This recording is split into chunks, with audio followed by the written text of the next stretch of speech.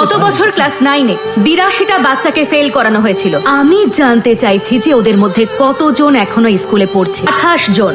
54 জন বাচ্চা স্কুল ছেড়ে দিয়েছে। তার মানে এতগুলো বাচ্চার ভবিষ্যৎ আপনারা নষ্ট করে দিয়েছেন। আপনাদের আদৌ কোনো ধারণা আছে যে এখন এই বাচ্চাগুলো ঠিক কি করছে? ওদের মধ্যে কয়েকজন হয়তো শ্রমিক হয়ে গিয়েছে আর কয়েকজন ক্রিমিনাল। তাহলে কি এই স্কুলটা বাচ্চাদের শ্রমিক আর ক্রিমিনাল তৈরি করবে? যোগ্য না হলে তাকে তো ফেল করাতেই হবে না? তাহলে এবার টিচারদেরও পরীক্ষা দিতে হবে। দেখা যাক আপনাদের মধ্যে কতজন শিক্ষক হওয়ার যোগ্য। আর যারা পাশ করতে পারবেন না তাদের বার করে দেওয়া হবে। এই বাচ্চাগুলো যদি আপনাদের বিরুদ্ধে মামলা রুজু করে দেয় যে আপনারা ওদের সঙ্গে অন্যায় করেছেন, তাহলে আপনাদের বাকি জীবনটা জেলে কাটাতে হবে।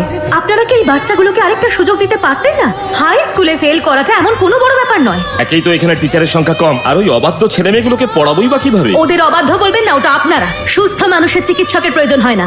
আপনারা যদি শুধুমাত্র স্মার্ট বাচ্চাদেরই পড়াবেন তাহলে আপনারা শিক্ষক হওয়ার যোগ্যই নন। আমি পিটি ফান্ড থেকে অন্য শিক্ষক আনাবো। 82 জন বাচ্চার দায়িত্ব আমি নিলাম।